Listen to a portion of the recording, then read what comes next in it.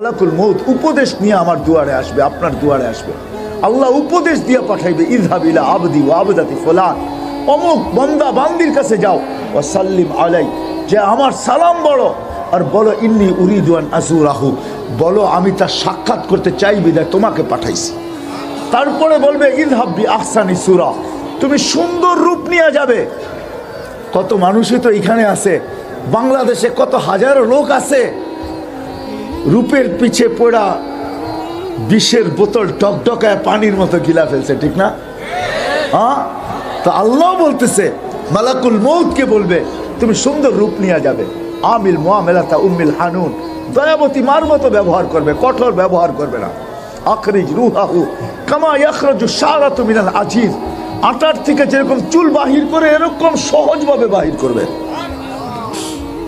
হ্যাঁ, কঠিন করবে না, সহজভাবে বাহির করবে। লম্বা হাদিস, আল্লাহ বলবে ট্রে নিয়ে যাও, সোনার রেশমের কাপড় নিয়ে যাও, মুস্ক আম্বর নিয়ে যাও। রু যখন বাহির হবে রেশমের কাপড়ে পেঁচাবে, সোনার ট্রেতে রাখবে, মুস্ক আম্বর দিয়ে ঢাকবে।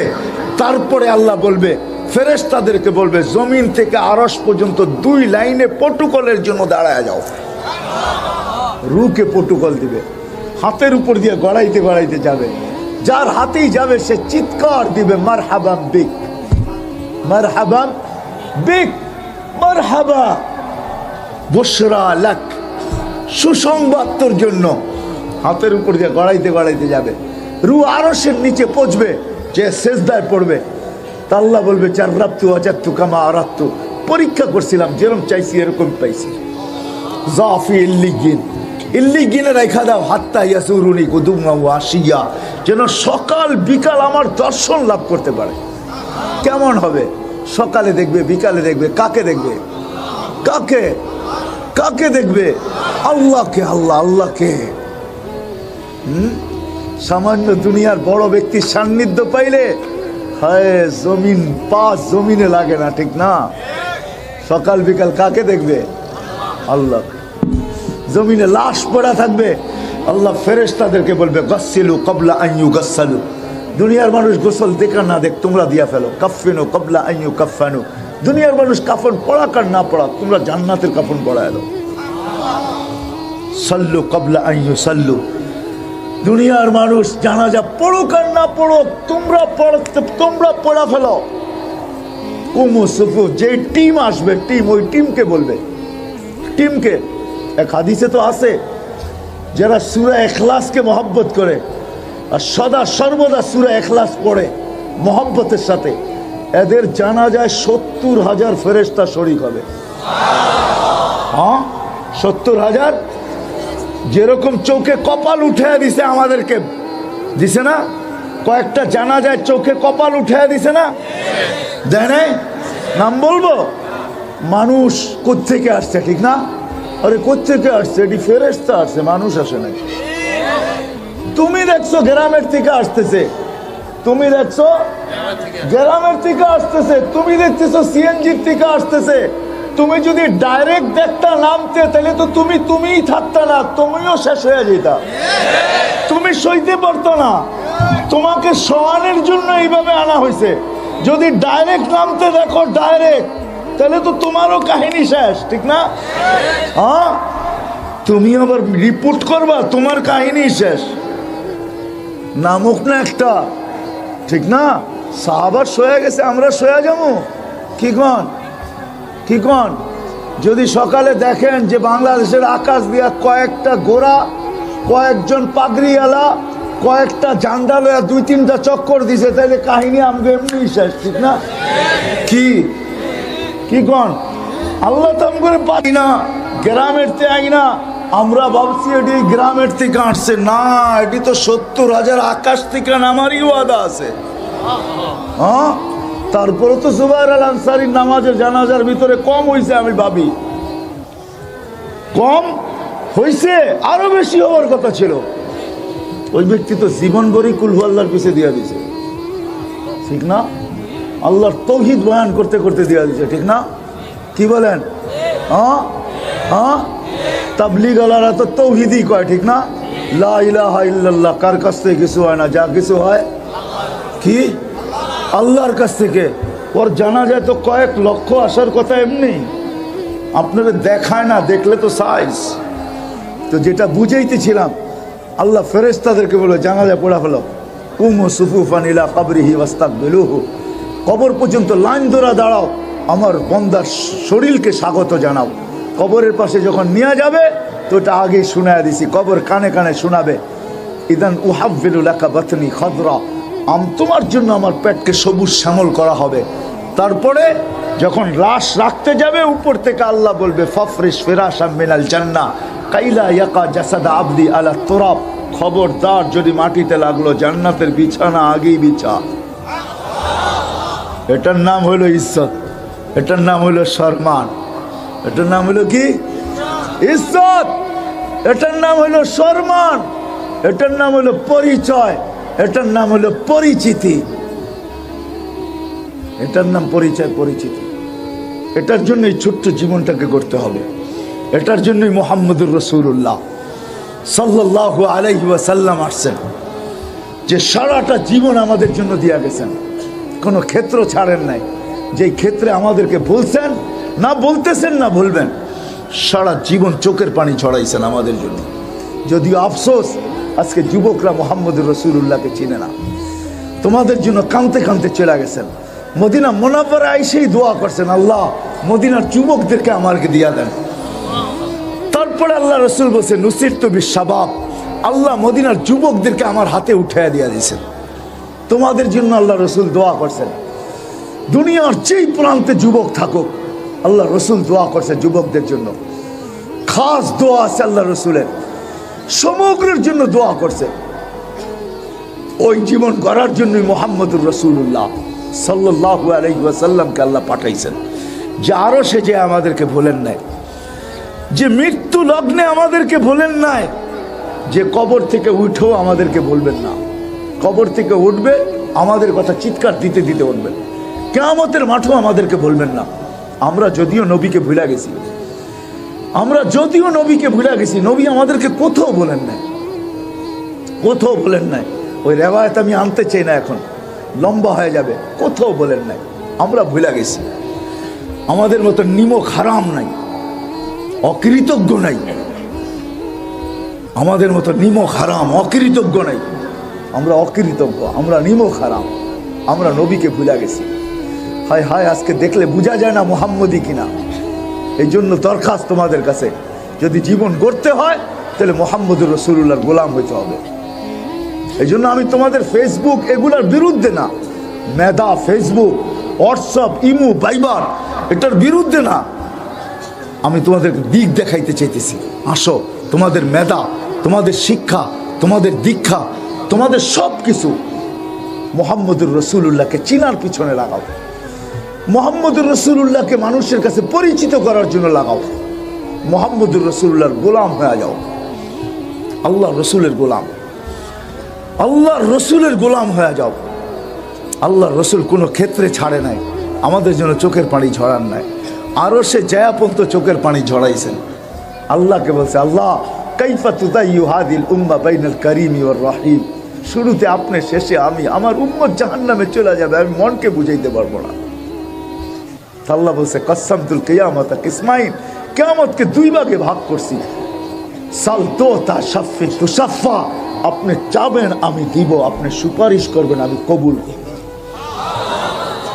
যেই নবী কিয়ামতের মাঠে চেয়ারে বসাইতে পারবে না আল্লাহ, মাকামে মাহমুদে বসবে না, হাত রাখবে, জিজ্ঞাসা করবে বন্ধু বসেন না কেন, তো বলবে আমি বসলে উম্মতের জন্য ছুটবে কে, দৌড়াবে কে, কাঁদবে কে।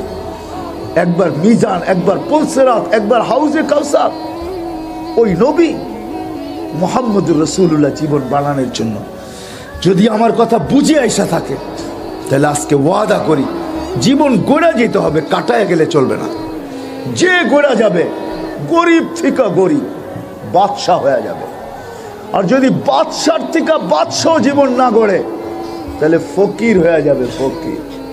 ওর চেয়ে বড় ফকির আর কেউ নেই, ওর চেয়ে বড় ফকির কেউ নাই।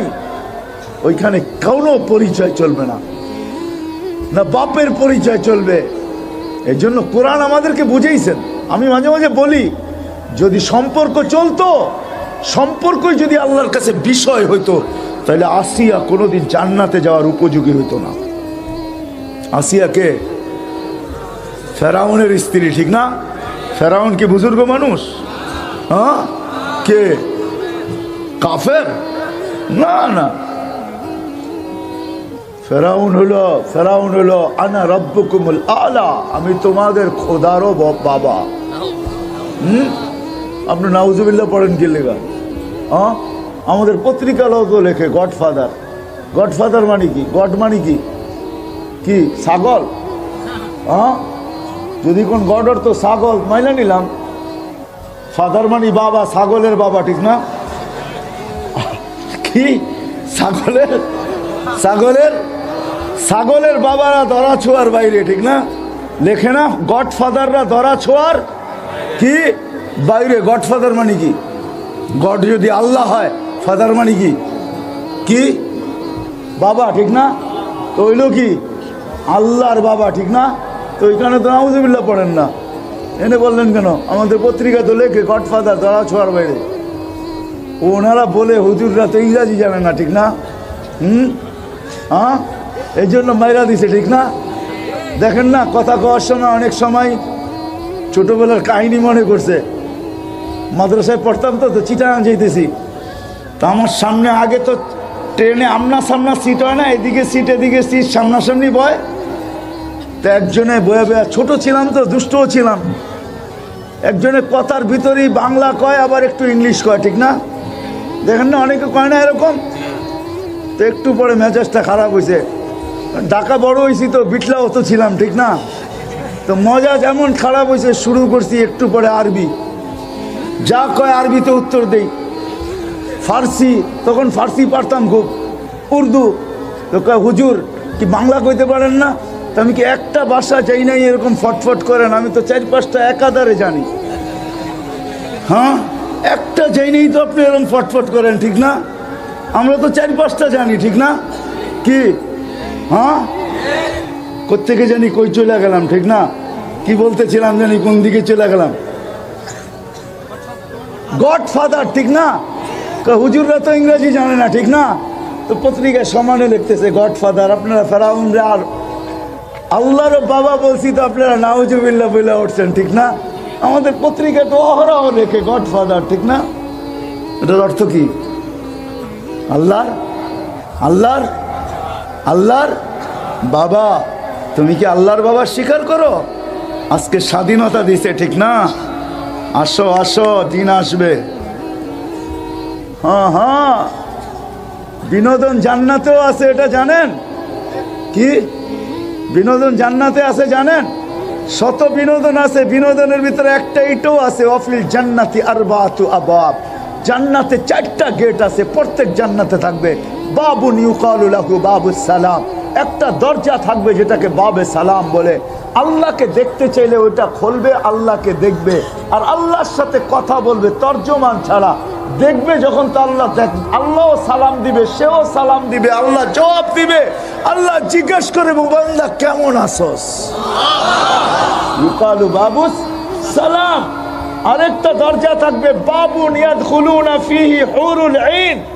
হুরুল আইন ঢুকার লেগে একটা বিশেষ দরজা থাকবে। আরেকটা দরজা থাকবে ইয়াদখুলুনা উযারা মিনাল মালাইকা। প্রত্যেক জান্নাতি সবচেয়ে ছোট জান্নাত যে পাবে, তার মন্ত্রী পরিষদ হবে 70,000 ফেরেশতা। কি কত? সারা দুনিয়ার ন্যাশনাল অ্যাসেম্বলি আর প্রাদেশিক অ্যাসেম্বলি মিলে 70,000 সদস্য নাই। চ্যালেঞ্জ আপনার লগে, আপনার আমাকে বুঝাইতে হবে না। সারা দুনিয়ার ন্যাশনাল অ্যাসেম্বলি আর প্রাদেশিক অ্যাসেম্বলি মিলা 70,000 সদস্য নাই। আপনার জান্নাতে থাকবে সবচেয়ে ছোট প্লট জান্নাতের 2,40,000 কিলোমিটার। কত? সবচেয়ে ছোট জান্নাতের প্লট কত? 2,40,000 কিলোমিটার।